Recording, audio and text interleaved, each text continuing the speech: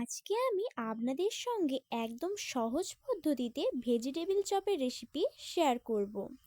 আমি যেইভাবে দেখাচ্ছি পুরো স্টেপ বাই স্টেপ যদি ফলো করেন তাহলে আপনাদের ভেজিটেবিল চপের রেসিপিটাও একদম পারফেক্ট হবে। নমস্কার বন্ধুরা, মুখরুচি রান্নার চ্যানেলে আপনাদের সবাইকে স্বাগত জানাই। আমি ভেজিটেবিল চপের রেসিপিটা করার জন্য বিট আর গাজরটাকে ছাড়িয়ে নিয়েছি আর আলুগুলোকে সেদ্ধ করে নিয়েছি।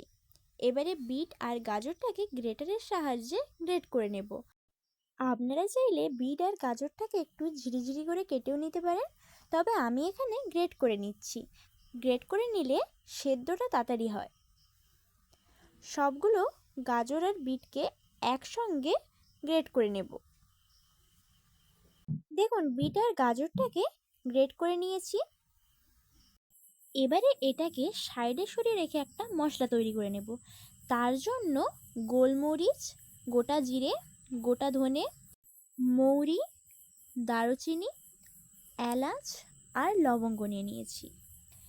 এবারে কড়াটাকে একটু গরম করে সব মশলাগুলো দিয়ে দিলাম। এবারে গ্যাসটাকে লো ফ্লেমে রেখে একটু ভালো করে ভেজে নেব। সব মশলাগুলো ভাজা হয়ে গেলে মশলার মধ্যে থেকে যখন ফ্লেভার আসবে তখন মশলাটাকে নামিয়ে ঠান্ডা করে নেব। দেখুন, এবারে ওই কড়ার মধ্যে বেশ কিছুটা পরিমাণে সাদা তেল দিয়ে দিলাম। তেলটা গরম হলেই বাদামগুলো দিয়ে দিচ্ছি। বাদামগুলোকে নেড়ে চেড়ে ভালো করে ভেজে নেব। বাদামগুলো ভাজার সময় গ্যাসটাকে মিডিয়াম ফ্লেমে রাখতে হবে। দেখুন, বাদামগুলো ভাজা হয়ে গিয়েছে। এবারে ছান্তার সাহায্যে তেল ঝরিয়ে একটা পাত্রের মধ্যে তুলে নিচ্ছি। এবারে ওই তেলের মধ্যে হাফ চামচ পাঁচফোড়ন দিয়ে দিলাম। পাঁচফোড়নটা দেওয়ার পর দুটো শুকনো লঙ্কা দিয়ে দিলাম। এবারে ভালো করে নেড়ে চেড়ে ভেজে নেব। পাঁচফোড়ন আর শুকনো লঙ্কাটা ভাজা হয়ে গেলে এর মধ্যে আদা আর কাঁচা লঙ্কা বাটা দিয়ে দিচ্ছি। আদা আর কাঁচা লঙ্কার বাটাটা দিয়েও ভালো করে নেড়ে চেড়ে ভেজে নেব। ভাজা হয়ে গেলে হাফ চামচ হলুদ গুঁড়ো দিয়ে দিলাম। হলুদ গুঁড়োটাকে দিয়েও সব মশলার সঙ্গে ভালো করে মিশিয়ে নেব। মেশানো হয়ে গেলে গ্রেট করে রাখা বিট আর গাজরটাকে দিয়ে দিচ্ছি। বিট আর গাজরটাকে দিয়ে ভালো করে মিশিয়ে নেব মশলার সঙ্গে। মেশানো হয়ে গেলে এর মধ্যে স্বাদ অনুযায়ী নুন দিয়ে দেব। নুনটাকে দিয়েও ভালো করে মিশিয়ে নেব। মেশানো হয়ে গেলে 10 মিনিটের জন্য ঢাকা দিয়ে রান্না করে নিচ্ছি। এদিকে যে আলুটাকে সেদ্ধ করে রেখেছিলাম সেটাকে গ্রেটারের সাহায্যে গ্রেট করে নিচ্ছি। আপনারা চাইলে হাত দিয়েও মাখিয়ে নিতে পারেন, তবে গ্রেট করে নিলে আলুর মধ্যে ওই ঢিলা ঢিলা ভাবটা থাকে না। দেখুন, সব আলুটাকে গ্রেট করে নিয়েছি। এদিকে বিট আর গাজরটাও সেদ্ধ হয়ে গিয়েছে। ঢাকাটা খুলে আবারও ভালো করে নাড়িয়ে নেব। এবারে গ্রেট করে রাখা আলুটাকে এর মধ্যে দিয়ে দিচ্ছি। আলুটাকে দিয়ে বিট আর গাজরের সঙ্গে ভালো করে মিশিয়ে নিচ্ছি।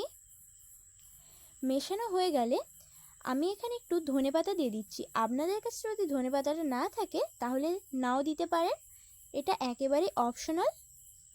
এবারে যে গুঁড়ো মশলাটা তৈরি করে রেখেছিলাম সেটাকেও এর মধ্যে দিয়ে দিলাম। দিয়ে সব কিছু ভালো করে মিশিয়ে নেব। মেশানো হয়ে গেলে বাইন্ডিংয়ের জন্য একটু ব্রেড ক্রাম্ব দিয়ে দিলাম। আপনারা চাইলে ব্রেড ক্রাম্বটা নাও দিতে পারেন। ব্রেড ক্রাম্বটা দিয়ে আবারও ভালো করে মিশিয়ে নিচ্ছি। দেখুন, এবারে চিনি দিয়ে দিচ্ছি। চিনিটাকে দিয়েও ভালো করে মিশিয়ে নিলাম।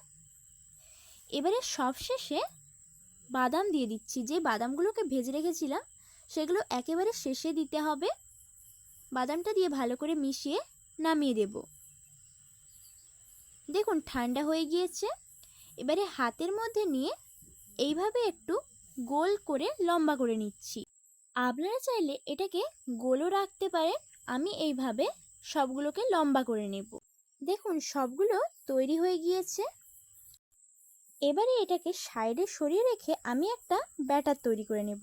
তার জন্য একটা বোল নিয়ে নিয়েছি। বোলের মধ্যে মেজারিং কাপ মেপে 2 কাপ ময়দা নিয়ে নিচ্ছি আর স্বাদ অনুযায়ী নুন দিয়ে দিলাম।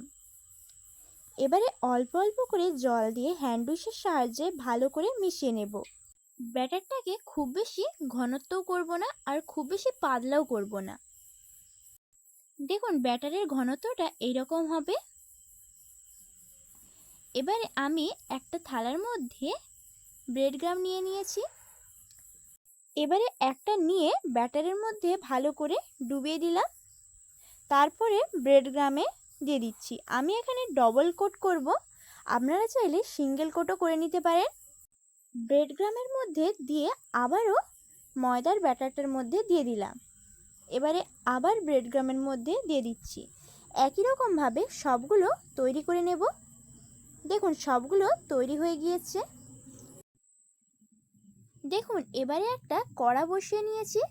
কড়ার মধ্যে বেশ কিছুটা পরিমাণে রিফাইন্ড অয়েল দিয়ে দিলাম।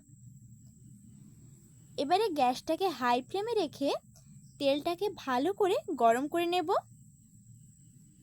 তেলটা যখন ভালোভাবে গরম হয়ে যাবে তখন একটা একটা করে ভেজিটেবল চপস ছেড়ে দিচ্ছি। এইভাবে আস্তে করে ছাড়তে হবে, না হলে তেলটা হাতে ছিটিয়ে যাবে।